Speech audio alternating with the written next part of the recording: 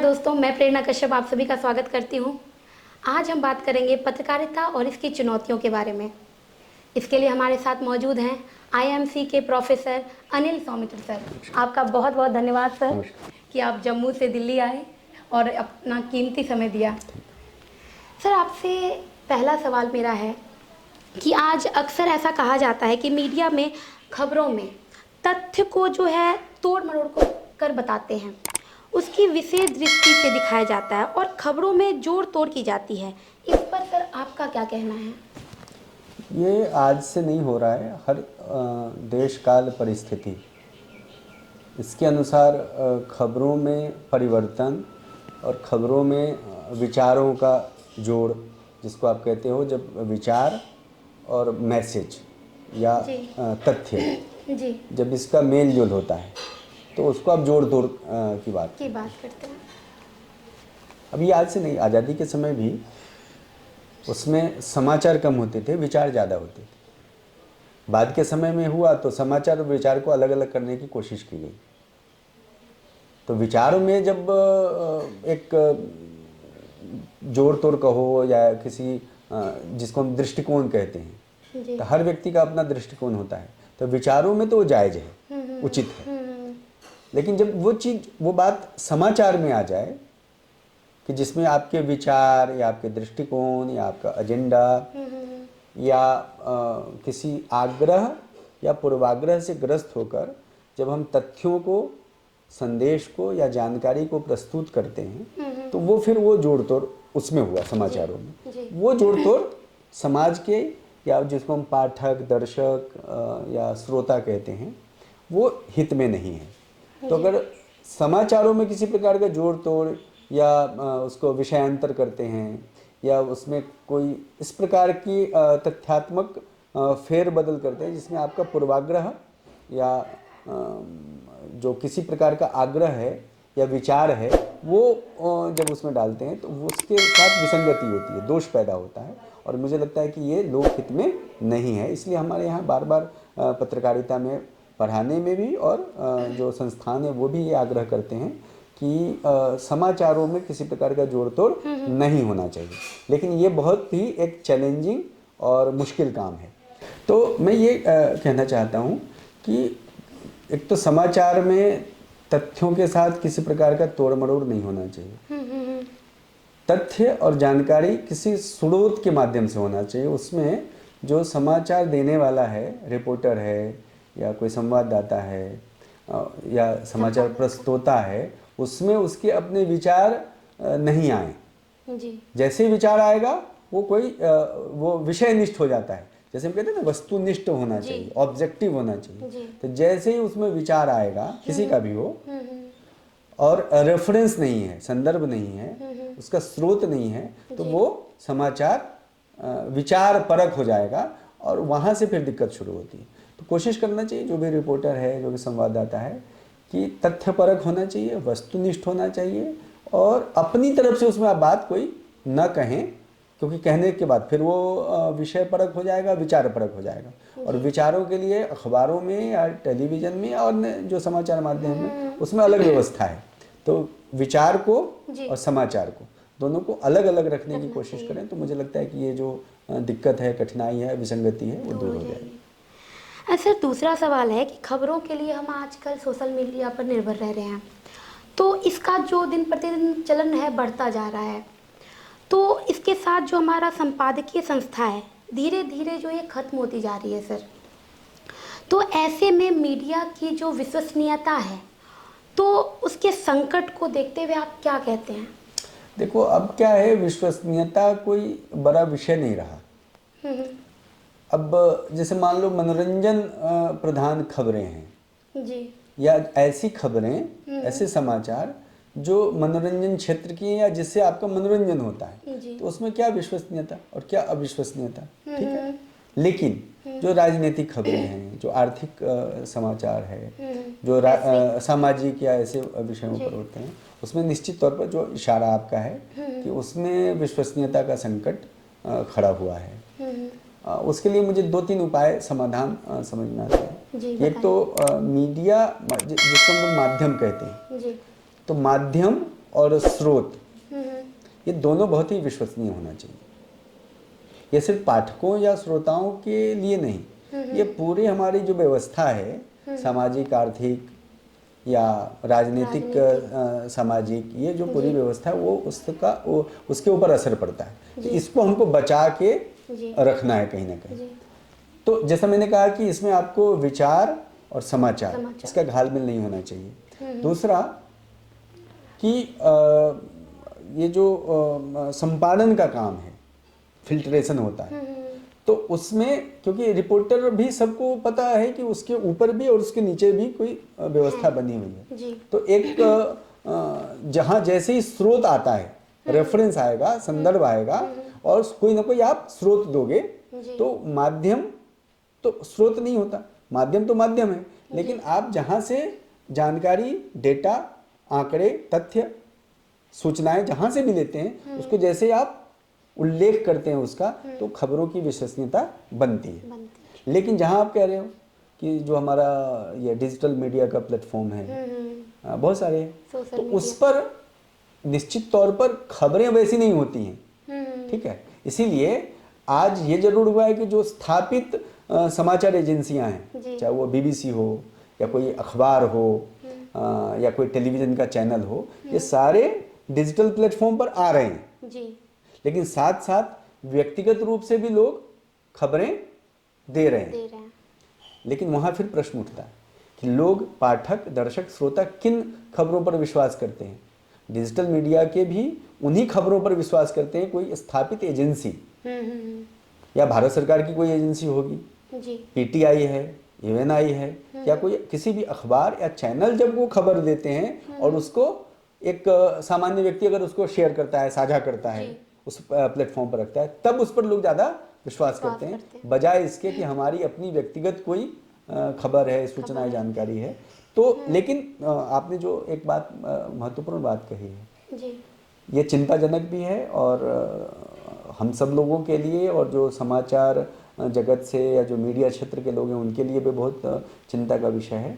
मैं व्यक्तिगत रूप से जो संपादक संस्थान है उसको मैं समाचार या सूचनाओं के पूरी व्यवस्था में एक धर्म तत्व की तरह मानता हूँ। अगर संपादक नाम की व्यवस्था नहीं है तो ये हमारा जो सूचना का प्रवाह है, सूचना समाचार का जो क्षेत्र है वो अराजक हो जाएगा, और अराजकता किसी भी व्यवस्था के लिए शुभ नहीं होता है, वो अशुभ होता है, नुकसानदेह होता है। तो आपने जिस बात का जिक्र किया, उल्लेख किया कि आने वाले समय में चाहे कोई भी एजेंसी हो, कोई भी प्लेटफॉर्म हो, कोई भी मंच हो, उसमें हमको संपादक तत्व को प्रधानता देना है, अनिवार्यता के साथ उसको स्थापित करना है, उसको बने रहने देना, उसको विकसित करना पड़ेगा जी। सर, मेरा अगला सवाल है कि डिजिटल मीडिया की बढ़ती पहुंच के चलते मीडिया की ताकत अखबारों, समाचार चैनलों की बजाय वैश्विक डिजिटल कंपनियों के हाथों में सिमट रही है, तो इस पर आप इसको कैसे देखते हैं? ये चर्चा बहुत समय से चल रही है ओनरशिप को लेकर।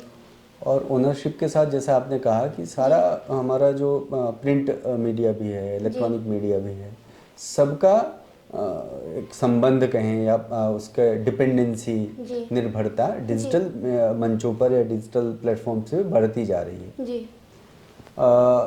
ये भी बात सच है कि हमारा जो आईटी सेक्टर है, सूचना प्रौद्योगिकी का, वो विकसित तो बहुत हो रहा है और विकसित भी है और दिन ब दिन उसमें और तेज़ी से विकास हो रहा है। लेकिन हम अभी भी जो पश्चिमी देश हैं, यूरोप के कई देश, अमेरिका, इस क्षेत्र में हम उनके कंपिटिटर हो सकते हैं, पर हम प्रतिस्पर्धा में आगे नहीं जा पा रहे। तो एक प्रकार से आप जितने बड़े आईटी के या डिजिटल प्लेटफॉर्म्स हैं, चाहे वो सर्च इंजन हो, चाहे एग्रीगेटर्स हों, चाहे वेबसाइट और ब्लॉग्स और यूट्यूब या ऐसे जो चैनल्स हैं, वीडियो और ऑडियो और इस तरह के संदेशों को प्रसारित करने वाले, उस पर लगभग दुनिया के दूसरे देशों का एकाधिकार है जी। और उस क्षेत्र में हम कोशिश तो लगातार भारत में, अन्य देशों में भी चल रहा है, भारत में भी चल रहा है कि स्वदेशी प्लेटफॉर्म डेवलप हो, स्वदेशी उसका जो भी डिजिटल माध्यम है उसका भारतीयकरण हो, ये कोशिश लगातार चल रही है। हो सकता है आने वाले समय में हम इस प्रतिस्पर्धा में आगे आ जाएं या आगे न भी जाएं तो आत्मनिर्भर हो जाएं, ये कोशिश हो रही है। और मुझे लग रहा है कि जो अमृत काल का समय है, जो 25 वर्षों का समय है, उसमें बहुत सारी बातें भारत के लिए हितकर हैं।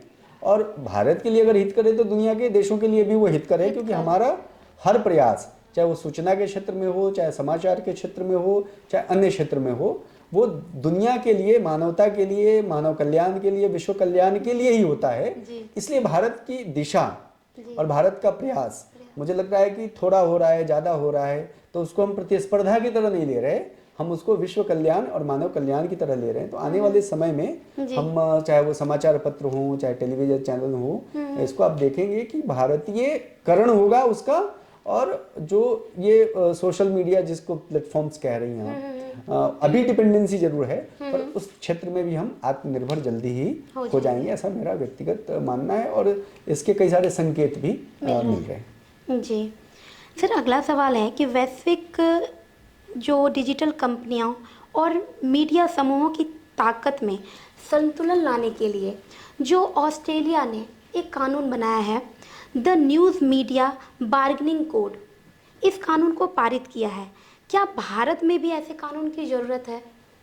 देखिए, एक जैसे कानून जो जैसा आपने बताया ऑस्ट्रेलिया में, या कुछ कानून अमेरिका में बन रहे हैं, कुछ कानून दूसरे देशों में बन रहे हैं, वो फिर मैं एक बात कहूँगा कि कानून बनना और कानूनों में तब्दीली या परिवर्तन देश, काल और परिस्थिति, इसके अनुसार या देश काल परिस्थिति दोनों के अनुसार होता रहता है। तो एक तो मेरा ये कहना है कि भारत को भी अपनी परिस्थितियों के अनुसार और जो वैश्विक परिस्थितियां परिवर्तित हो रही उसके अनुसार, जैसे आपने अभी पिछले प्रश्न में ये कहा था कि बहुत सारे डिजिटल प्लेटफॉर्म्स ऐसे हैं जिनके ऊपर हमारी डिपेंडेंसी है, तो उस दृष्टिकोण से, उस दृष्टि से हमको कानून बनाना पड़ेंगे। क्योंकि अभी पिछले कुछ महीनों पहले ये विवाद आया, खास करके फेसबुक और ट्विटर को लेकर आया कि उनके खबरों का, उनकी सूचनाओं का, या जो उस पे सदस्य हैं या जो उसकी नेटवर्किंग है, उस पर भारत के बहुत सारे लोग हैं, भारत की बहुत सारी सूचनाएं हैं, लेकिन उस पर भारत की सरकार का या भारत के कानून और नियम का कोई प्रभाव या दबाव नहीं। तो उसका निदान हुआ। अब कंपनियों ने भारत में अपना ऑफिस खोलना शुरू किया है कि जब आप अंतर्राष्ट्रीय स्तर पर अन्य देशों के साथ व्यापार करते हैं, व्यवसाय करते हैं, आर्थिक एक रचना बनाते हैं, तो निश्चित तौर पर कानून और विधि का भी पालन और उसकी व्यवस्था होनी चाहिए, और हो भी रही है।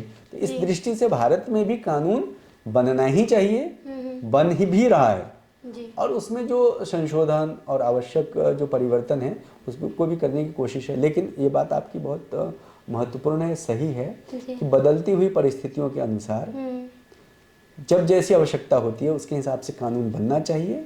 और इसमें बहुत सारे साइबर कानून की बात करते हैं, सूचना प्रौद्योगिकी कानून की बात करते हैं, तो वो एक भारत के लिए भी एक नया क्षेत्र है जिसमें बहुत तेजी से तब्दीली हो रही है। तो निश्चित तौर पर पुराने ढर्रे कानून, उससे काम चलता नहीं है, उसके लिए हमको परिवर्तन और नए कानूनों की जरूरत पड़ेगी, और वो उस दिशा में काम चल भी रहा है।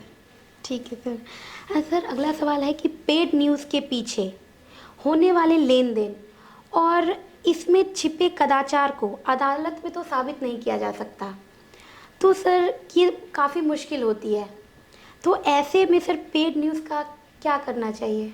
देखो, पेड न्यूज़ जैसा आपने ही अपनी बात में कहा कि बहुत मुश्किल, टफ मामला है जी, और कॉम्प्लिकेटेड जिसको कहते हैं वो है, उसको बहुत स्पष्ट करना कि कौन सा न्यूज़ पेड न्यूज़ है।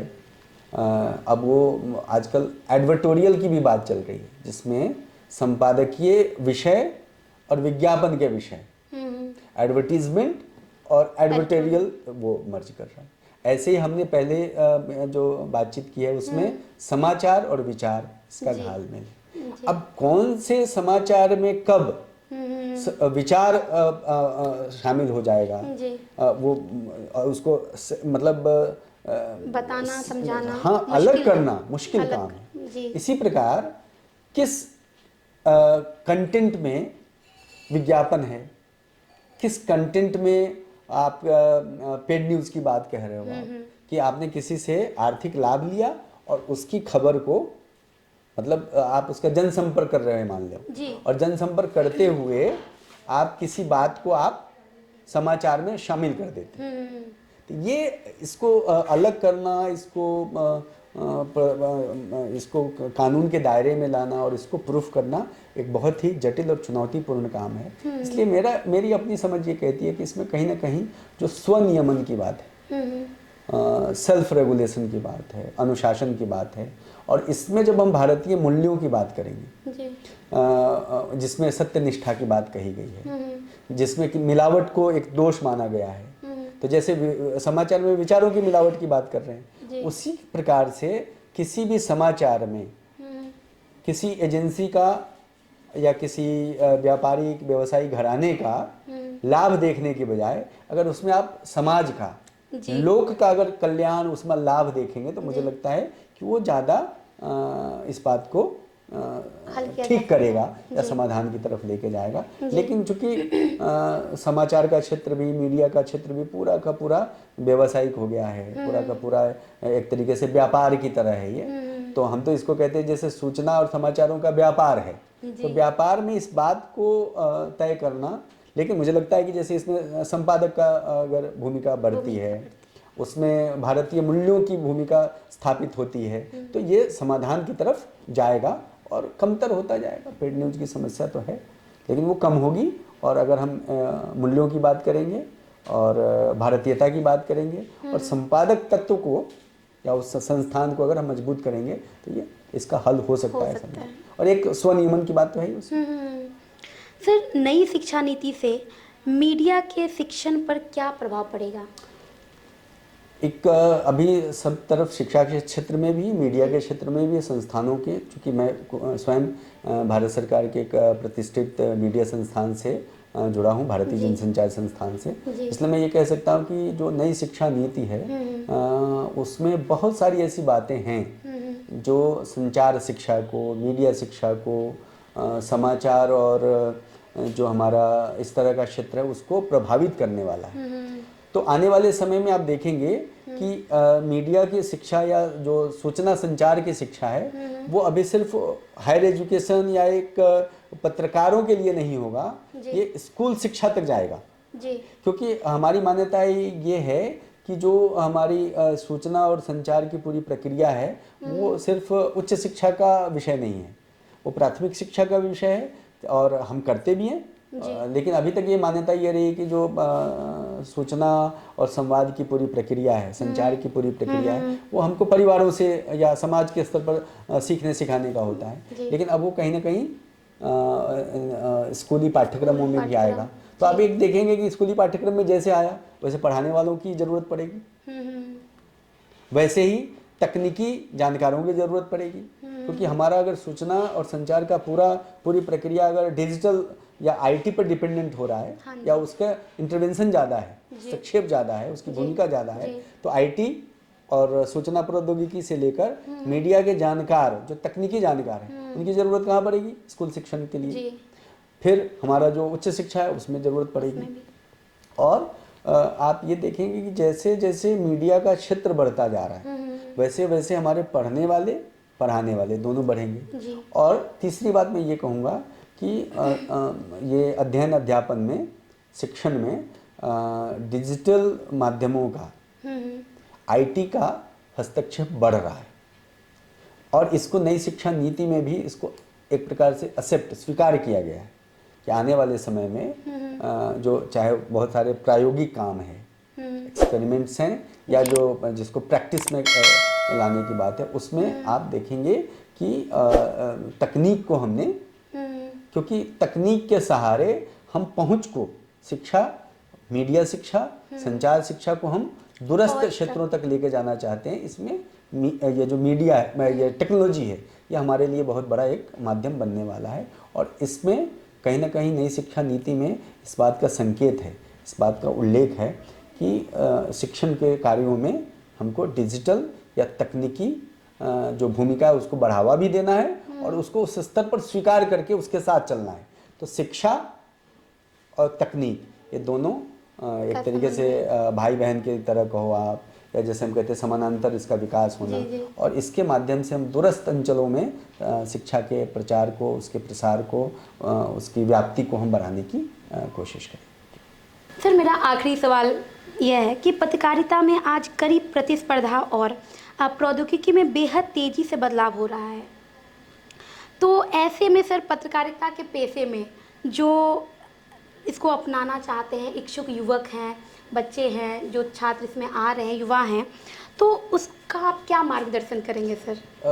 देखो आप, हमने ना पत्रकारिता या जो पत्रकारिता कहो, जर्नलिज्म है, पत्रकारिता है, इसके क्षेत्र को जाने अनजाने में बहुत छोटा संकुचित कर दिया है। अगर पत्रकारिता की बजाय हम संचार की बात करें, हम संचार क्षेत्र की बात करें, संवाद क्षेत्र की बात करें, पूरे कम्युनिकेशन सेक्टर की अगर आप बात करोगे तो इसका विस्तार होता है जी। और एक बहुत बड़ा क्षेत्र बनता है। सिर्फ हम रिपोर्टिंग या एंकरिंग की बात क्यों करें जी, सिर्फ डेस्क वर्क की ही बात क्यों करें? संचार के क्षेत्र में अनुवाद, ट्रांसलेशन का भी काम है जी, संचार के क्षेत्र में डॉक्यूमेंटेशन का भी काम है। तो जी। जैसे आप ऑडियो, वीडियो या प्रिंट, 3 सेक्टर बनते हैं। अगर आपको डॉक्यूमेंटेशन करना है तो तीनों तरीके से आप कर सकते हो, ऑडियो डॉक्यूमेंटेशन, वीडियो डॉक्यूमेंटेशन और प्रिंट। आपके एक चौथा ये कि जिसको आप डिजिटल, जैसा सब कन्वर्जेंस हो गया, जी, तो तीनों माध्यम एक मंच पे आ जाते हैं जिसमें आप ऐसे डॉक्यूमेंटेशन कर रहे हैं, डॉक्यूमेंट्रीज बना रहे हैं। जी, डॉक्यूमेंट्रीज सिर्फ इलेक्ट्रॉनिक नहीं है, जी, सिर्फ प्रिंट नहीं है, जी, सिर्फ ऑडियो विजुअल नहीं है, या सिर्फ ऑडियो का नहीं है, सारे माध्यमों के साथ है। कितना बड़ा क्षेत्र बनता है। जी, फिर ट्रांसक्रिप्शन का काम है जी, कि अगर वो ऑडियो भाषण है तो उसको आप ट्रांसक्राइब कर रहे हो, जी। आपको प्रिंट फॉर्मेट में ला रहे हो। जी, कोई वीडियो ऑडियो विजुअल है, उसको आप प्रिंट के लिए तैयार कर रहे हो, स्क्रिप्ट्स तैयार कर रहे हो जी, उसके। जी, ये अपने आप में बड़ा काम है। जी, बहुत सारा टेक्स्ट मटेरियल है, प्रिंटेड है, उसको आप ऑडियो विजुअल फॉर्मेट में ला रहे हो, कितना बड़ा काम है। सारे शास्त्रों बहुत सारा काम हो रहा जी, है। जी, जी। लेकिन अगर हम उधर ध्यान नहीं देंगे तो हमको लगेगा कि ये मीडिया का सेक्टर बहुत छोटा है। लेकिन जैसे ही हम इन सब बातों का ध्यान देते हैं, हाँ, फिर पब्लिक रिलेशन का कितना बड़ा काम है। जी, पीआर का बहुत। सारे संस्थाओं को इंफॉर्मेशन ऑफिसर चाहिए, जी, कम्युनिकेशन ऑफिसर चाहिए, जी, उनको पीआर ऑफिसर चाहिए, जी, ट्रांसलेटर्स चाहिए। जी। और ट्रांसलेशन की जो बात है वो सिर्फ हिंदी या अंग्रेजी की बात नहीं है। जी। भारत की बहुत सारी कितनी भाषाएं हैं, उन भाषाओं के साथ अनुवाद करने वाले लोग चाहिए। कहाँ मिल रहे हैं? सारे सरकारी संस्थानों में जी, पब्लिक रिलेशन ऑफिसर ही नहीं चाहिए, अनुवादक भी चाहिए। अनुवादक भी चाहिए। जी, फिर डाटा संग्रह का काम, डाटा कलेक्शन का काम, इंफॉर्मेशन लाने का काम कितना बड़ा है। हर कोई जो इंफॉर्मेशन लाता है, लाने के बाद वो सिर्फ समाचार, उसके बीच की जो प्रक्रिया है बहुत लंबी होती है। लंबी। फिर डिजाइनर्स का काम, फोटोग्राफर्स का काम, वीडियोग्राफर्स का काम, फिर इन सारे माध्यमों में जो एडिटर्स का काम है वो, तो कितना बड़ा काम बनता है। जी, ठीक है। तो आज जिस तरीके से जमाना बदल रहा है, जी, तो हमको भी एक तो अपनी मानसिकता में बदलाव लाने की जरूरत है। दूसरा, जो क्षेत्र का विस्तार हो रहा है संचार क्षेत्र का, उस क्षेत्र को समझकर तदनुसार प्रशिक्षण देना, ये हम लोगों का काम है। जी, लेकिन जो इसमें विविधताओं का विकास हो रहा है, कि संचार क्षेत्र में जितनी विविधताएं बन रही हैं, डेवलप हो रही हैं, विकसित हो रही हैं, उन विविधताओं को समझते हुए उस क्षेत्र में, पहले हमारे समय में, आज से 25 साल पहले, जी, 2 ही कोर्स होते थे, 2 ही पाठ्यक्रम थे। एक पत्रकारिता, जिसमें हिंदी पत्रकारिता कहते हैं, एक अंग्रेजी पत्रकारिता, और रेडियो और टेलीविज़न। अब हमारे जनसंपर्क आ गया, फिर एडवर्टीजमेंट का क्षेत्र है। ठीक है। जी, तो एड पीआर जिसको कह रहे हो, एडवर्टीजमेंट एंड पब्लिक रिलेशन। जी। फिर न्यू मीडिया आ गया, फिर डिजिटल मीडिया है। ठीक है। अब तो मोजो की बात करते हैं, मोबाइल जर्नलिज्म। जी, ठीक बात है। तो कहाँ से ट्रेडिशनल पत्रकारिता चल के आज कहाँ आ गई है? मोबाइल जर्नलिज्म तक। जिसके पास भी मोबाइल है वो सारे लोग, अब आज के डेट में तो सबके पास मोबाइल है, तो सारे, लेकिन उसके लिए उचित तरीके से ठीक ठीक प्रशिक्षण होना और तदनुसार उसका व्यवहार होना, उसके कर्तृत्व, उसके व्यवहार, उसके क्रियाकलाप में लाना, ये जब हो जाएगा तो आप देखेंगे मीडिया और संचार का क्षेत्र इतना व्यापक हो गया और उसमें इतने सारे अवसर हैं कि जो आपका इशारा था कि अगर मीडिया की पढ़ाई होगी, संचार की पढ़ाई होगी, जर्नलिज्म की पढ़ाई होगी, तब पढ़ के उसमें रोजगार की क्या संभावना है, उसमें अवसर कहाँ हैं। तो मैंने इन अवसरों की बात की, लेकिन पहला ही कि हम जैसे संस्थान जो हैं और हम जैसे लोग जो संस्थानों से जुड़े हैं, उनको इस विस्तार संचार क्षेत्र का जो विस्तार हो रहा है, इसके भीतर की जो विविधताएं हैं, उसको पहले जानना, समझना, पहचानना, तदनुसार प्रशिक्षण की व्यवस्था करना, अध्ययन अध्यापन की व्यवस्था करना, शिक्षण प्रशिक्षण की व्यवस्था करना, और उसके बाद जो अलग अलग रोजगार की संभावनाएं हैं, अवसर हैं, उससे प्रशिक्षित विद्यार्थियों को रूबरू कराना। तो दोनों लिंकेज का काम, हम एक पुल की तरह, सेतु की तरह काम करेंगे। तो निश्चित तौर पर इस क्षेत्र में शिक्षण प्रशिक्षण से लेकर रोजगार की, मैं कह रहा हूँ कि अपार संभावनाएं हैं, असीमित संभावनाएं हैं। तो हम तो स्वागत करते हैं कि बाकी विषयों का अध्ययन करके, समाज शास्त्र के, कला क्षेत्र के अन्य विषयों का अध्ययन करते हुए, विज्ञान के विविध विषयों का अध्ययन करने के बाद अगर आप संचार क्षेत्र का और संचार विषय का अध्ययन करते हैं, इसमें प्रशिक्षित होते हैं, तो आपके लिए रोजगार के, आपके लिए अवसरों की भरमार है, प्रचुर मात्रा में आपके लिए अवसर उपलब्ध हैं। तो आइए, संचार के क्षेत्र में, मीडिया के क्षेत्र में, सूचना संचार का जो ये व्यापक क्षेत्र है, और पत्रकारिता का जो एक छोटा भाई है उसका, एक तरीके से संचार क्षेत्र का, तो आपके पत्रकारिता के क्षेत्र में और बड़े स्तर पे कहें तो पूरे संचार क्षेत्र में आप जैसे, या जो भी युवा हैं, जो भी विद्यार्थी हैं, लेकिन शर्त यह है कि आप विषय का ज्ञान लेकर तकनीक, जिसको सूचना या संचार तकनीक कहते हैं, और माध्यमों की, अगर उसका